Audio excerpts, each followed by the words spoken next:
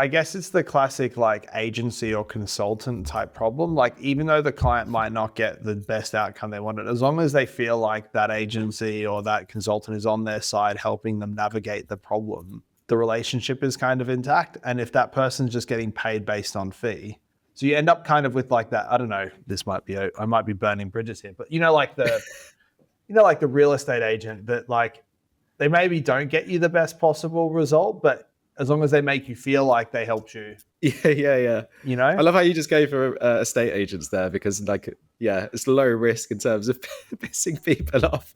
Yeah, no, it was a quick calibration on the fly. Nice.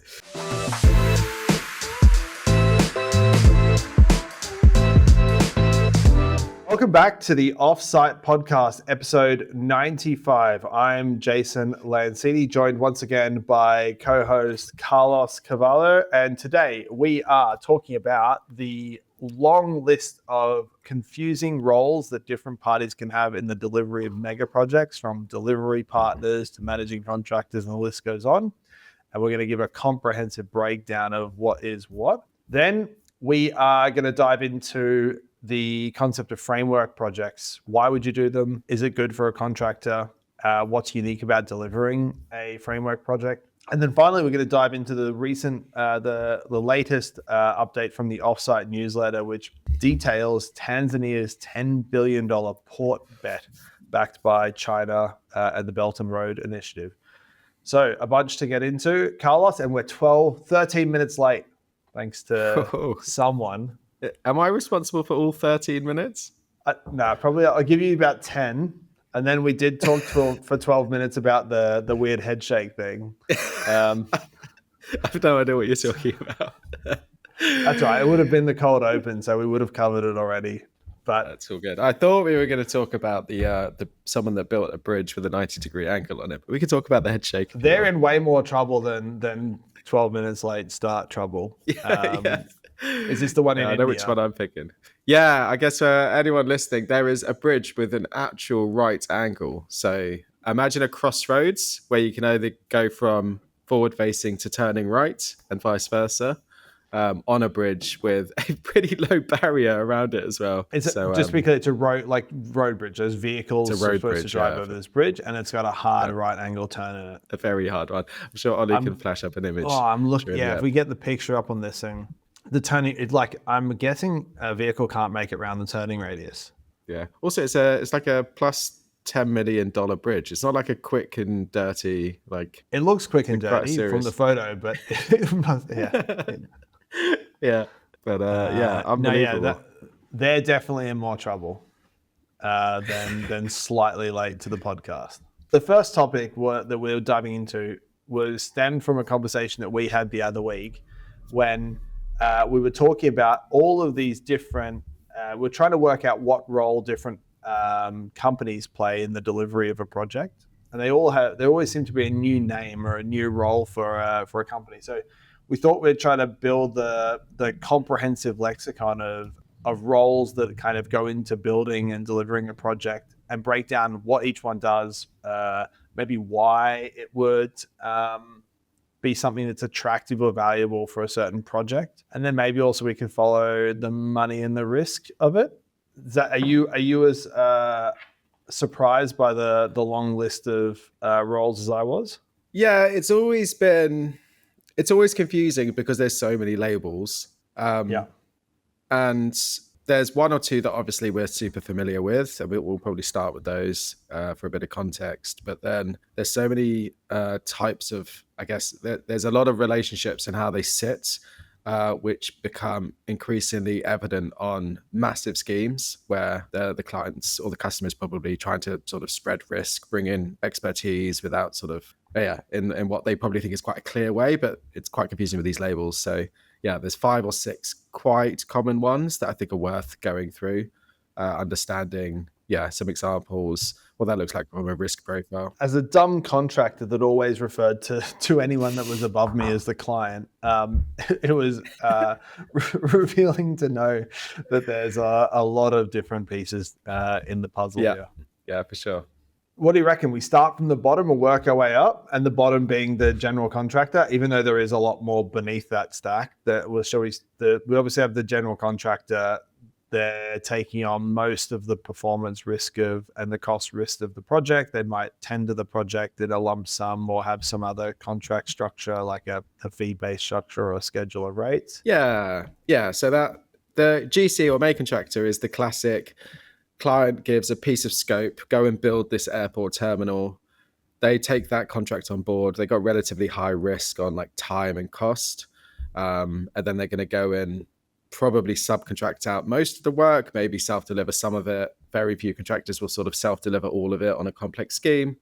So the usual like Balfour, BAM, Lend-Lease, Multiplex, they are traditional GC or main contractor.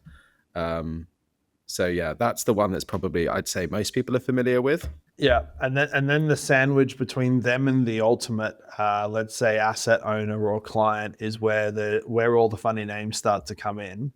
So as you maybe going up a couple of levels, then you've got maybe this role of a managing contractor, which is probably the most obscure to me because it feels like a general contractor, but with some nuance. So I don't know if you want to run through that. Yeah, so you might have like the client hiring a management contractor to sort of sit above everything below. They're probably responsible for coordination of contractors involved. They're probably involved in procurement, at least from a advice and strategy point of view. They're probably doing a lot of stuff in early engagement, but then they're probably going to pass most of the risk profile onto the next tier down. I think these contractors are often sort of cost plus fee. So it's kind of a sweet place to be from a risk point of view. In many ways, it feels very similar to a general contractor, other than maybe because they're typically going to be subbing all of the work. They're probably going to tier twos or direct to threes, maybe in the coordination of the work. And then what's really unique, I guess, is maybe that commercial structure. Is that probably the thing that sets a managing contractor aside from a general contractor? Yeah, because the two can be easily confused and muddied. Like we know, so like let's just say on Crossrail, they're referred to as main contractors, but most of those joint ventures would sub everything out. So then you're already in these blurred lines of like what some people would perceive a managing contractor to do. So it's not super clear. But they're letting the contracts with all the subs, so the flow of money is going from client to them to the subs. Well, often with managing contractors, the actual contract sits with the client, but they facilitate the process. So it won't necessarily be like the contract is just with the main contractor and the contractor has a contract with the client. You can actually have the managing contractor procuring on behalf of the client, but the contract sits directly with that client. So I think Mace on London Olympics had a situation like that, where they're basically sort of acting as if the client's sort of doer, but they're not actually in that position where they own the risk of the supply chain below, because they hold mostly like coordination risk. I think I read a bunch of stuff that it's like mostly around like their biggest risk is like, I guess, negligence in coordinating the project. Yeah, exactly. So that's really you're bringing in expertise. That's what. And what do you reckon the client organization is getting out of that? And what does their organization typically look like? Like, I guess in the general contractor world, famously on large projects, you'll see kind of this man marking thing happening where for every person in the general contractor role, there's almost like an equivalent somewhere in the client org or in any of these layers we're about to hit on soon. But on a managing contractor, is the client still doing that, or does it give them the ability to be slightly less resource loaded? I'd imagine it's slightly less because it goes back again to the contractual relationship and how they sit. They're probably pushing for as many people as they possibly can and argue that should be the case, because if they're on a cost plus fee, you're in a pretty lucrative position to be putting a lot of people onto that job. The old like show me the incentive and I'll show you the outcome kind of thing. It does lend itself to the only person incentivized to keep the cost down here is the owner. Yeah, and it's probably I'd imagine a scheme which is the scope is really quite undefined. it's probably a useful thing to have a management contractor, because trying to actually price something and then go through the change process early doors with a main contractor is going to be a difficult and tough process. Whereas a managing contractor on that cost plus, you have that flexibility to still get good value down the road whilst having them in the door and working with you.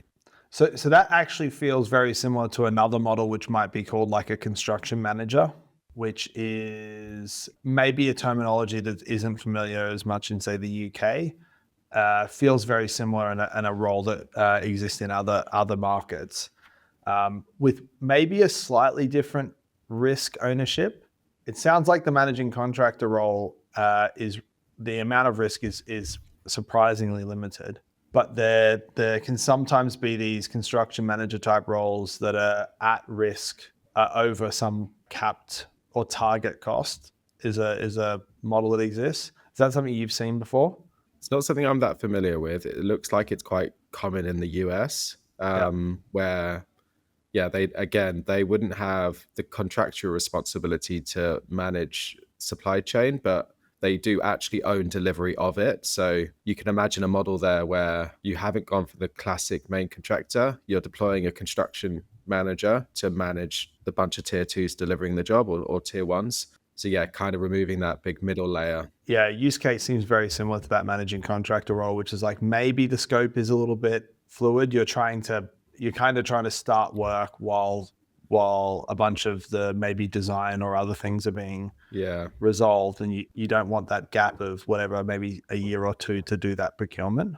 Yeah, I think a lot of it comes down to how defined the scope is and how complex the scheme is. Yeah, who's going to hold, who's going to take on, who can price and take on certain risk, really, isn't it? Yeah, exactly. So we've got the delivery partner that we see more and more of, and a delivery partner could be like a Bechtel on Crossrail, or you see Jacobs and Fleur and those sorts of organizations stepping in on top of mega schemes. Yeah. And it's kind of lowish risk. They're probably paid for services because they're coming in at a time where it's super undefined, but they're there because you've probably got many tier one contractors at play. And then that coordination piece becomes huge. And you probably don't have a client team that's big enough to do any kind of man marking at a level that you'd have that control and visibility that you need.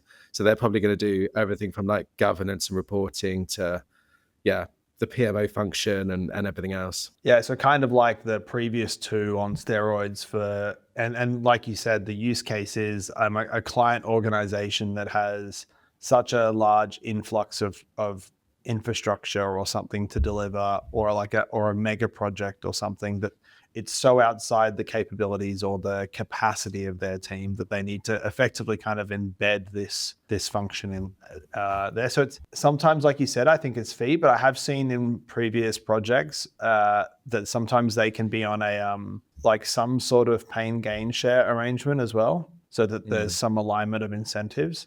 Because whenever you have anyone in the contract structure that's making a fee on volume of work, you just get wonkier incentives. But it's really hard to sign people up to any sort of pain gain, especially when the scope is so fluid. Yeah. And these guys, like they'll argue they're there to like keep the contractors honest and be the experienced eyes, but they're probably incentivized to be animals when it comes to commercial and program performance, which is what we see. Aren't they incentivized just to be to I guess posture towards the owner, and as long as the owner's happy, we're happy. So I guess compared to say like an EPCM or an EPC contractor, who we'll get onto in a sec, are definitely incentivized to be brutal and ruthless. Yeah, but we say, is it about if the client's happy, you're happy? If is the client happy if you're one day late because they don't pay a huge bonus, but you're one day late and it doesn't really matter? So you can end up in a grey world there where they are still battling for their own commercial gain for something. Yeah, but I guess it's the classic like agency or consultant type problem. Like even though the client might not get the best outcome they wanted, as long as they feel like that agency or that consultant is on their side helping them navigate the problem, the relationship is kind of intact. And if that person's just getting paid based on fee, So you end up kind of with like that. I don't know. I might be burning bridges here, but like the real estate agent that like they maybe don't get you the best possible result, but as long as they make you feel like they helped you. Yeah. I love how you just go for estate agents there, because like, yeah, it's low risk in terms of pissing people off. Yeah, no, I was a quick calibration on the fly. Nice. I think the last one that's worth, I guess, a notable mention is if we think about design and build contracts, smaller size, then there's probably some kind of what they would call an employer's agent or a client's representative. Yeah, and that might be like an Arcadis. Sometimes they're called Yeah. superintendents in Australia. They're going to be super lightweight. They're really going to be looking at how much you're spending and scope creep and things like that, and really administering contracts. So. And then you've got the big boy one, which would be like an EPC or an EPCM contract, and so that's looking like sometimes what a general contractor risk would look like, but taking on usually even more risks like design, cost, procurement risk. Typically, at least in my experience, is letting the vast majority of the work. Maybe they're self-delivering some, but they're letting very large packages to say general contractor or multiple general contractors. So this would be like a scheme wide where there's lots of major pieces of scope that you would split out to tier ones. Yeah. So if you took like a very large project and said what a delivery partner or a managing contractor might do, the flip side of that would be kind of like what an EPC, the difference between EPC and EPCM being the M, and that's the maintenance piece of it. So that's kind of like a longer term responsibility. But on the EPC being engineer, procure, construct, they're basically taking on all of that risk, which is a role, say, Bechtel plays a lot as well.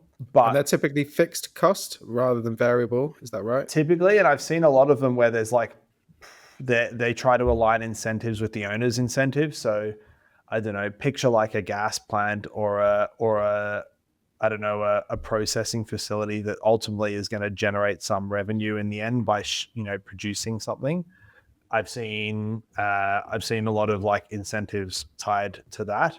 So yeah, it's typically, and then what you'll find is because they're on effectively like a fixed cost with some pretty nice incentives and disincentives, that is where you'll see like pretty brutal contracting to the supply chain underneath, because they'll want all that cost to be fixed, and they'll usually retain a lot of power under the contract to direct how things are going, so that they don't end up in the spot where the contract they're working with is just like telling them what's going on. Interesting to think about where that plays into for say an owner. Or even maybe another thought exercise is, like which if you were delivering a major scheme, what would be the stack that you would be kind of thinking about makes the most sense? I think specifically maybe prompting around alignment of incentives. Obviously, value of the scheme would change your view on what should be, but let's just think like a typical £200 million scheme. Main contractor / general contractor feels sensible because they generally do have the expertise to go and deliver the scheme. Yeah. And you don't have this like odd pairing between that and someone that's sitting above that might have misaligned incentives. And the one sitting above, do they even have more experience to just go and deliver that scheme than the one that's actually been hired to deliver the scheme? Is probably something I'd think about. If you're going for just double clicking on that on the client side, let's say you don't usually have that resource internally, and so to keep up with the volume of like commercial things that your obligations to properly manage that contract, are you thinking just supplement your team with like consultants? Are you thinking delivery partner? What would you do? Definitely in that sort of situation, you'd probably have the like Turner and Townsend, one of those organizations, to manage the commercials and communication, because that's the real time intensive thing. And if you're going to manage that, you kind of have to build out the whole team, because it'd be odd to just do that in isolation. So you definitely need commercial support. Multifaceted mega scheme, like a tube with stations, the classic one where we see lots of contractors involved. I think the delivery partner does make sense because you want that oversight. And once you're in your contract world, you really don't think about anyone else unless it's going to directly affect your works. So you need those eyes and those people that are thinking the overall program and aligning incentives below. So what do you think? What was interesting in researching for this is just that there is no definitive guide of this thing. So I think we should publish a very basic guide, because the amount of times I've seen these different terms float around and I've kind of nodded along politely. It would have been good to have here's the typical structures. Moving on, the other thing that both these topics, this and the prior one, came out of conversations that we were having recently. We, everyone's familiar with the idea of a general contractor delivering, a discrete project that they bid the project, they deliver the project, hand it over, and then move on and deliver another project.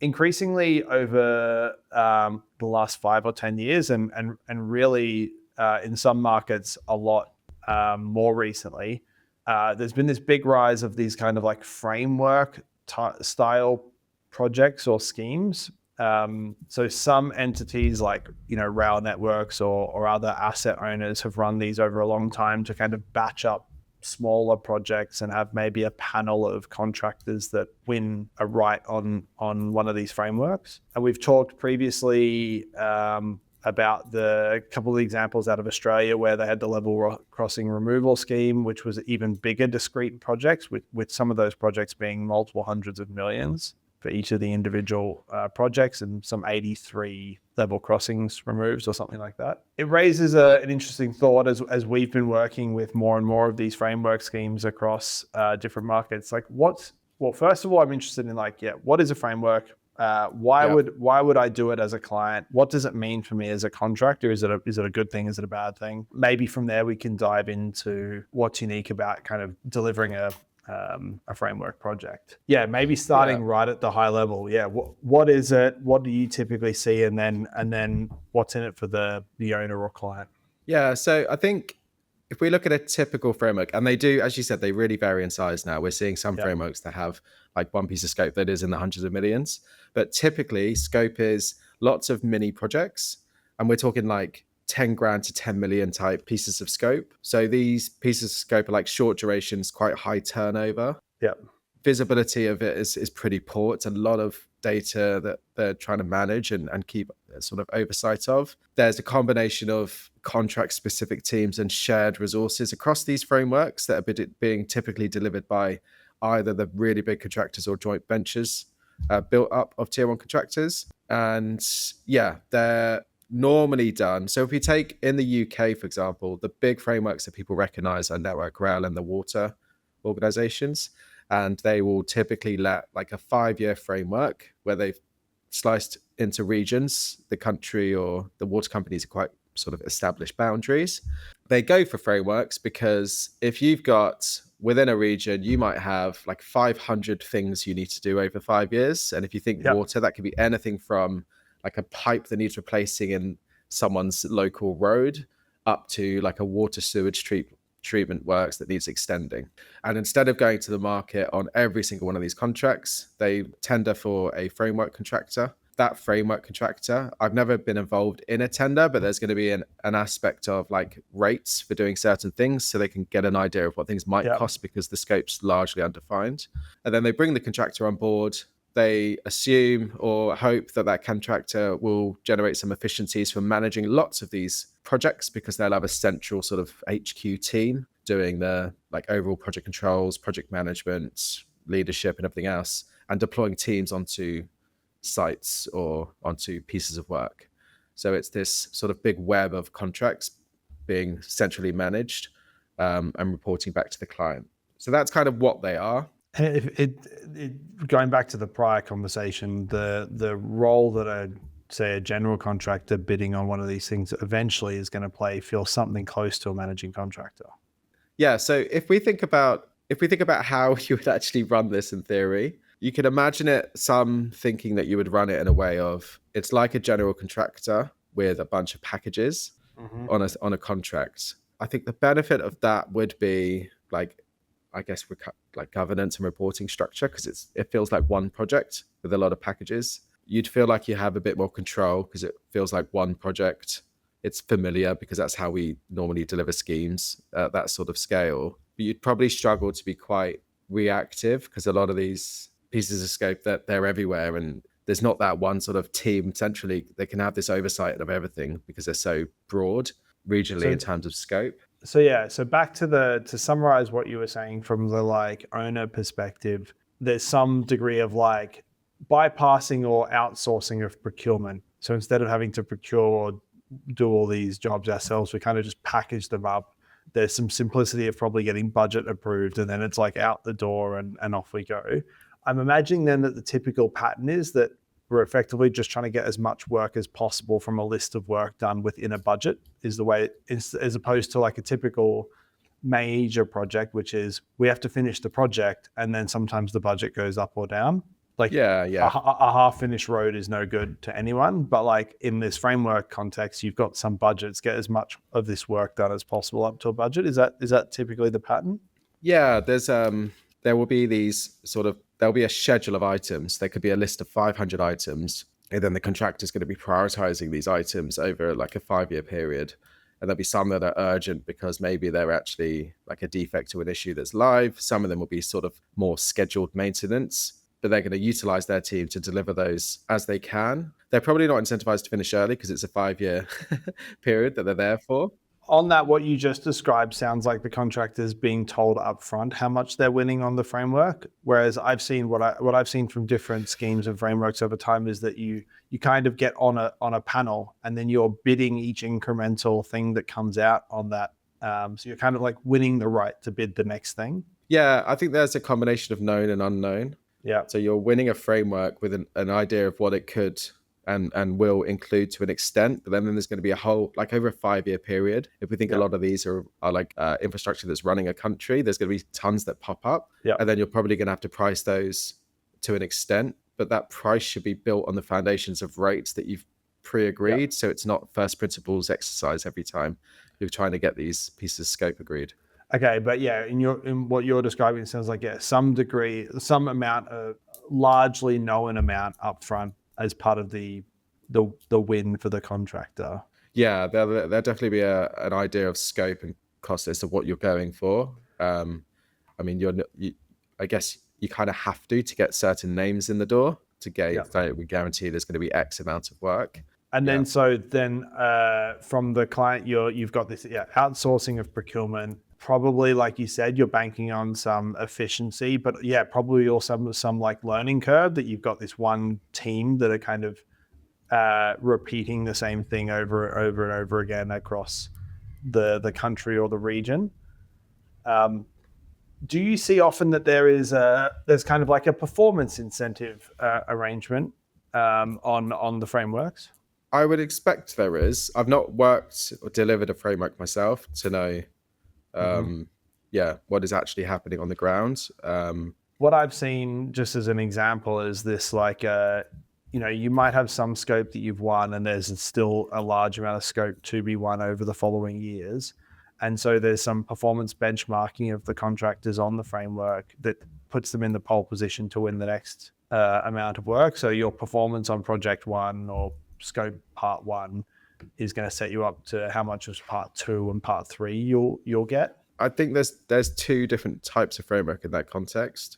With some frameworks, it's one JV or contractor that wins everything in the 5 years. So it's all theirs unless they like hit some sort of dispute with a package that they can't get to good value, and they might sublet that or give it to someone else. Yeah. And then there's some frameworks where there's 3 contractors in the framework, and then they do mini competitions for each package of works. Yeah. So it would depend on each one. And the one that there's many packages of works, then yes, you're definitely going to be tracked on how productive you are and value for money. Yep. And I had a conversation with someone at a contractor recently where they want to go to full production rates. And basically, as you reduce the pound per X of rate that you do, you get higher in the league table and you get more and more work. So you could end up with one contractor. If they work out how to do something at a way more efficient rate than another, they're going to get all the work, which seems like the fair and reasonable way to do it. Yeah. in terms of rewarding performance and good value for money for the taxpayer. Yeah. Except they're usually paid on a fixed rate of those, per widget anyway. So the speed, the cost per widget basically improves their margin rather than actual It reducing would the cost of depend the on project. the contract type. Yeah, they could be on cost plus. They could be on fixed rates. They could have some sort of pain gain share. Yeah, it's hard to tell from that. In a world of construction being super cyclical and kind of boom and bust, yeah, it feels like these are the types of projects that most contractors want to have some base of that is kind of like the recurring work, and then they can sit other projects on top of, and then try to keep the same people on the thing for the whole time, or you thinking they're rotating people in and out? It's a good question. I know lots of people that have been like frameworkers for life and they stick them out. And yeah, if one of these major frameworks is near where you live and it's super convenient, you're probably there for the 5-year cycle and trying to win the next one because it's like perfect world. It will be interesting to see or to understand a bit more about the reality of these contracts and lots of sub projects. Like, do the sub project teams start to operate a bit more like a tier 2 than part of this big tier 1 engine? Because even though the engine wants everyone to consistently deliver work and deliver profit, could there be factors that make people get very protective over their own scope and don't act in the best interest of the overall framework because they're sort of focused on theirs? So you can imagine fighting for resource or all sorts of things going on behind the scenes. Totally. Yeah, that transitions to the thing that I guess we really wanted to get to, which is what you've seen, or at least what your first principles thinking of around like the best practices for trying to manage and deliver these projects. Because the facts on the ground are what you just described, right? You've got teams spread out usually over large geographical areas. You've got projects that kind of spin up and end sometimes very, very quickly. It's very hard to get like a real neat measure of production or performance or how we're actually performing on them. Dates can sometimes be super fluid because it's like, oh, we'll do that one after this one, and suddenly this project's back 2 months and this one's forward 1 month kind of thing. There's a philosophical question of how much is best to think about it as one overall project with packages like you described, or it's some more decentralized approach. Yeah, where would you start? Yeah, so I think for me, I would batch them into contract value. Yeah. Because if you had any kind of one project approach, you're going to have this confusing thing where you look at a piece of scope and then you make a knee-jerk decision on how much time you're going to think about it because you might deem it as important or non-important. And on top of that, the small pieces of scope are probably a lot more agile and reactive, whereas the big pieces of scope require like major thinking like you would with any major piece of scope. Yeah. So I think and what you want is someone that cares about the small pieces of scope in its entirety and not be constantly distracted by the big stuff. So I'd probably batch them into size so that you've got people that care about that particular type of project. You can have probably processes, and even there'll be levels of reporting that you want at each of those because of the complexity of them. So I'd probably have those as streams so that you don't have this split attention or like consideration of importance, because everyone's always looking at the big sexy thing and not the small bit of maintenance that isn't so fun to look at.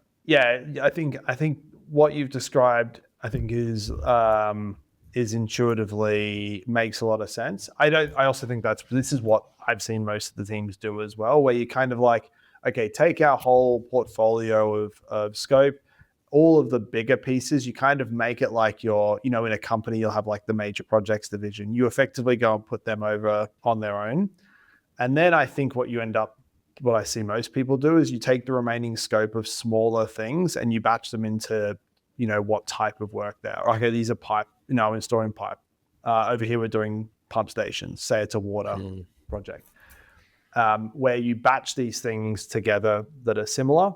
And then you can start to treat your major, I think we've said before this idea that there's two types of projects. There's production projects, which is like if I just measure how many widgets are going in the ground, then I can get a sense of the health of that project because they're repetitive.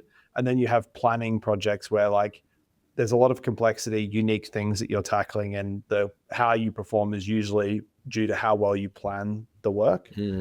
So you end up kind of with your major projects being in this like probably planning type projects where you've got a team dedicated to that. And then you just treat all the pipe projects and all the pump station projects as you kind of manage it through production rates.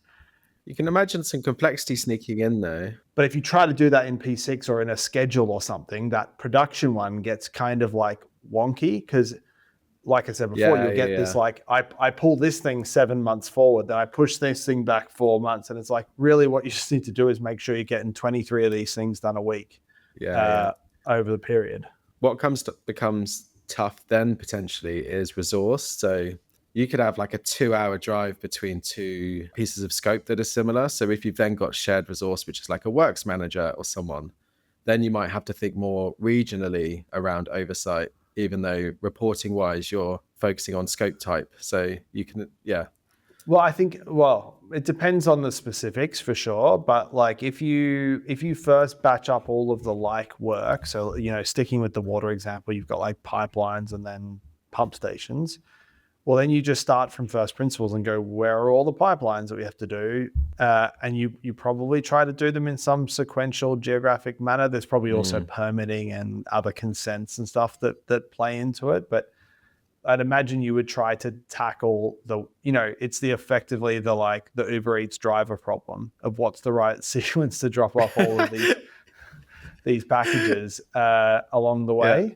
There's probably a bunch of like seasoned framework managers listening to this right now thinking, it's not Uber Eats. It's a little more complicated than food delivery. But I think at least from our interaction, it's definitely easier said than done. Like it still feels like on the ground there's a lot of, you're dealing with usually like local residents, you're usually dealing with like a lot of different geographic regions and local councils, and like we're about to turn up and do the work and we haven't notified residents, or I think that's what those maintaining standards on something that broad is super difficult. That's where the rubber hits the road. And I think, like you said, you kind of want someone that you kind of want a learning curve to happen, which is like we're the team that does the pipes. We know what we know what the process of that looks like. And the more you can just turn that into a production line, the better. And that's where I think it's like a production project. Yeah, for sure. In the remaining minutes we've got before we turn into pumpkins. Yeah, I've just seen the time. Let's start. Should we dive into this enormous port project in Tanzania? Yeah, let's do it. So an enormous port that's supposed to apparently handle 20 million containers annually, which is a $10+ billion investment, supported or within the China Belt and Road Initiative that has been hanging around for 10+ years.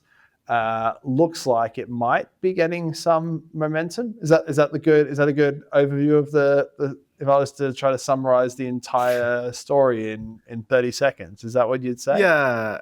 I think there was a bit of it was on and then it was cancelled and now it's back on again. Mm-hmm. But ultimately, China sees it as what would be one of the main ports that covers logistics between Africa and Asia. Yeah. In a country that it already does have a huge port in Tanzania and also in Kenya, which is just over the border to the north. So yeah, it's a huge logistical spot. We've spoken many times around China and its all roads lead to China scheme. So it looks like they're going in and helping with funding. Yeah, I think the key thing that you mentioned on again, off again, and back on again. The key thing here being I guess the thing that we've talked about before, and definitely not uniquely, it's what's the trade-off for the home country in taking this money from China. And the reason it was off again was the local government thinking, God, the terms of this loan are starting to not look so attractive and might put us a little bit like a a proxy state, or we're too beholden to China. Yeah, the original deal over 10 years ago was China paying 85%, the Tanzanian government paying 15%, but the China get a 99-year lease on the port itself. So you're almost writing it off for 100 years. Yeah. So it's a difficult spot politicians, for politicians that think at best like 6.5 minutes ahead of themselves, waiting 99 years feels like a long time to get a port back. Yeah, it feels like a good move that it was cancelled. What isn't clear is how the terms might have changed or will change in the new negotiation. But I guess we'll have to keep track of that. What's interesting from a bunch of the stories recently in this newsletter that are across, we covered across a couple across Africa, is how many of these very large infrastructure projects that are in part funded by China are in this kind of limbo state as countries try to think about the deal that they're making, get other parties to the table to try and turn up with as much of their own money as possible to minimize the external money from, say, China coming in. Yeah, so there was a port in Sri Lanka that they defaulted on the loan agreement pretty quickly, and now China have a 100-year lease on it. So it's it does feel like the proverbial deal with the devil, like the what's the is it Little Mermaid where she signs the the story? Everyone listen. Tell everyone you have kids without telling everyone you have kids. Yeah. No, I'm sure everyone listening to a construction podcast knows deeply the story of the Little Mermaid, so I don't need to explain it. Everyone gets the analogy. Job done. I'll have to rewatch at the weekend. Yeah. We'll circle back. We're well and truly over time, mate. Thank you very much. That was super interesting. Yeah, definitely. And thank you very much, everyone, for tuning into today's show. If you did like the episode, please do think about liking the video or following us on your chosen podcast platform. We really appreciate your support, and we'll see you all next week. Bye-bye.